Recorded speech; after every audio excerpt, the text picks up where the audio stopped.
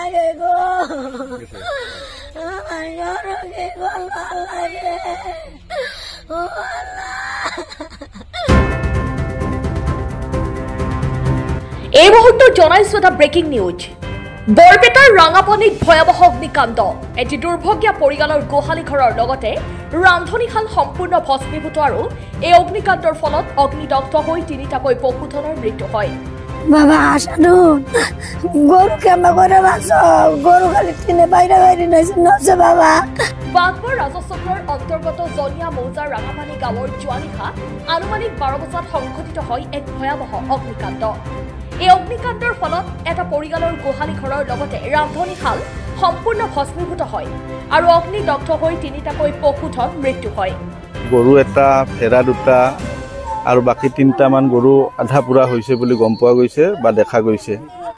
বৰপেটা চহৰৰ নিচেই কাষত থকা ৰঙাপানী গাঁৱৰ হাজিৰন নেচাৰ টিন পাতেৰে নিৰ্মিত এই ৰান্ধনী ঘৰটো দাও দাওকৈ জ্বলি উঠা জুয়ে নিমিষতে ঘৰৰ ভিতৰত থকা এটা গৰু আৰু দুটা ভেড়া ছাগলী জুইত পুৰি ভস্মীভূত হয় আৰু আন 5টা পশুধন অৰ্ধদগ্ধ অৱস্থাত ৰাইজে উদ্ধাৰ কৰিবলৈ সক্ষম হয়।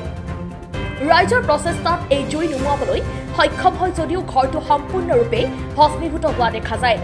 জুই লগাৰ প্ৰকৃত কাৰণ এতিয়ালৈকে জানিব পৰা হোৱা নাই। ঘটনাস্থলীত স্থানীয় গাঁও প্ৰধান কঞ্জিত পাটোৱাৰী উপস্থিত হৈ ঘটনাৰ বুজ লোৱাৰ লগতে ক্ষয়ক্ষতিৰ পৰিমাণ বিভাগীয় কৰ্তৃপক্ষৰ অৱগত কৰি দুৰ্ভগীয়া পৰিয়ালটোৱে যাতে আৰ্থিক সাহায্য পায় এই ক্ষেত্ৰত পূৰ্ণ সহায় সহযোগিতা কৰিব বুলি পৰিয়ালটোক আশ্বাস প্ৰদান কৰে। হাজিৰন নেচাৰ পৰিয়ালৰ লগতে ওচৰ চুবুৰীয়া স্থানীয় বিধায়ক জনপ্ৰতিনিধি জিলা প্ৰশাসন আৰু চৰকাৰৰ ওচৰত আৰ্থিক সাহায্য বিচাৰি জনাই কাতৰ অনুৰোধ।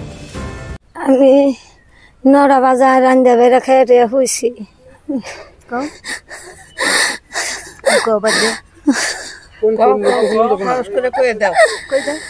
আমি ঘুমাইছি ঘুমের মানুষ আমি চৈতন পাই দেখি খালি ঠাস ঠাস শব্দ হয়। আমি পোলারে ডাক দিছি বাবা আসানু গরু কেমন করে বাঁচো গরু খালি টিনে বাইরে বাইরে নছে বাবা। আমি বাবার শিক্ষা দিয়ে যাই দেই গরু গেলে আগুন গরু আর আগুন একখানে আমি গেছি তালা খুলে দেন বড়ি দাও নিয়ে গেছি তালা নিয়ে গেছি আমি তালা খুলিয়ে আমি পড়ে গেছি গে আগুনের কুন্ডা মারে নাই বললো আমি ঠাস হয়ে পড়ে গেছি গে। আমার এবারে মানুষ মেলা মানুষ আইলো তাও আগুন নিবে না দিয়ে লাশ নেবে মটর দিয়ে পাইপ দিয়ে এনে আগুন নিবেছে গরু দুইটা বেড়া দুইটা মরছে গরু একটা মরে গেছে গা আধি আধানি পুড়ে পুড়ে রয়েছে। আমি গরের টাইম বাই করে আমি গরে মরে কিছুই করি না টাইম চিনি না ভাই। আমি চৈতন ভাই দেখে আমার ঘরে খালি শব্দ হইবে নিছে আমি শব্দ পাই নে আমি শিক্ষার দিয়ে আমি গরুর বগালাই দেখি আমার আগুন। আমি বাবা করে ডাক দিছি যে আসানুর বাবা চোরানি তাড়াতাড়ি গরু আগুন ধরছে নিয়ে আমি তালা খুলিয়া মুম্বাই পড়ে গেছি গে আমার আগুনে কুন্ডাইছে আমি আর ভাই গরু সাইড দিয়ে বেড়া সাইড দিয়ে গরু একটা মরছে আর বেড়া দুইটা মরছে আর আধাহানি পুরে পুরে দিছে ঘর দিয়ে পুরে গেছে গা রাঙ্গাভানি। মই ৰাতিপুৱা খবৰ পালো যে হাজিৰন নেচাৰ ঘৰত জুই লাগিছিল। সেই সময়ত মই কিবা মোৰ ঘৰুৱা কামত বাহিৰত গৈ আছিলোঁ আহি ইয়ালৈ আহিলোঁ। তথাপি ইয়াৰ আগতে মানে কি ফটোবিলাক আমাৰ এই জাকিৰ হুছেইনে মোলৈ পঠাইছিল GPS কেমেৰাত।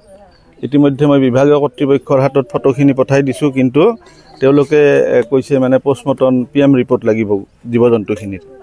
ইয়াত তেওঁলোকৰ গৰু এটা ভেড়া দুটা আৰু বাকি 3টামান গৰু আধা পুৰা হৈছে বুলি গম পোৱা গৈছে বা দেখা গৈছে। খুব গৰীব মানুহ ঘৰটো পুৰি সম্পূৰ্ণ শেষ হোৱা বুলি ক'ব পাৰি। ওচৰত মানে কেইখনমান টিংপাতহে বাচিছে বাকী খুব গৰীব মানুহ।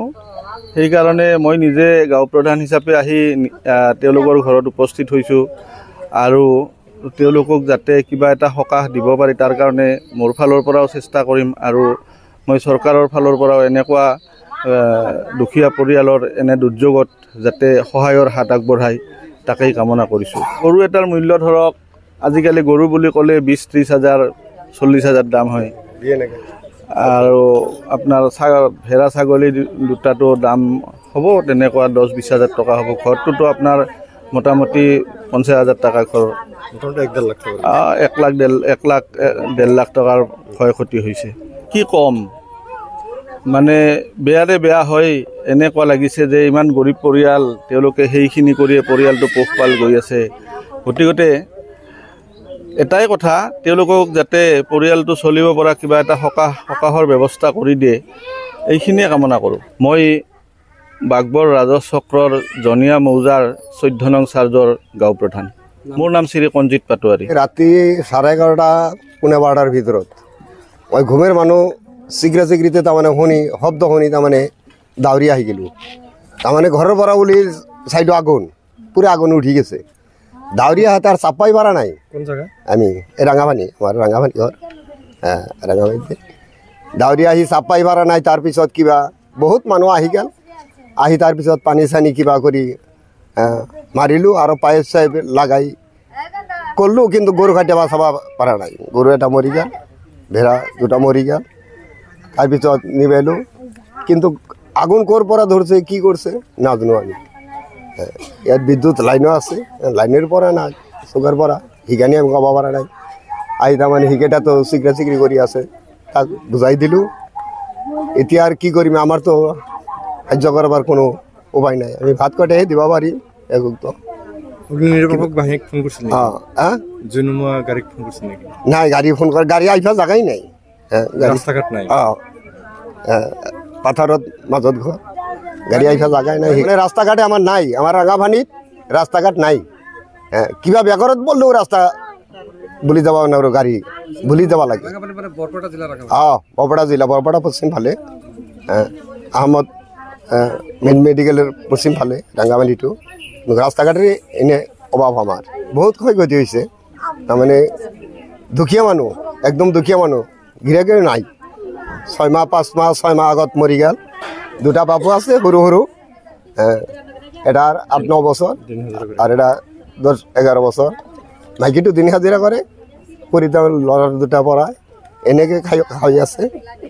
কিন্তু কি করিম, আমার দুঃখের কপাল। তাৰমানে গৰুটো কাটিয়া চাই ক্ষয়ক্ষতিটো চাই বহুত মৰম লাগি গেল। বহুত মানুহ কান্দিও গেছে আৰু ইয়াৰ পৰা যে চাইছে।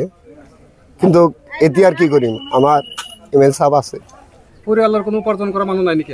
নাই, উপার্জন করা আমার কোনো নাই। তাৰমানে গিৰেকে নাই, সৰু দুটা বাচ্চা। মাইকিটোৱে মানুষেৰ দিন হাজিৰা কৰে, মানুহৰ ঘৰত কাম কৰে, কৰি তাৰমানে পৰিয়ালটো চালায়। কোনো জনপ্ৰতিনিধি খবৰ লোক আহিছিল না?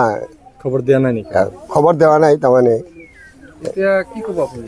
এতিয়া আমি কম, আমাৰ এমএল সাহেব আছে আৰু আমাৰ হেমন্ত নাঙ্গৰিয়া আছে, তাতে মই এই আৰু আমাৰ প্ৰেসিডেন্ট সাহেব আছে।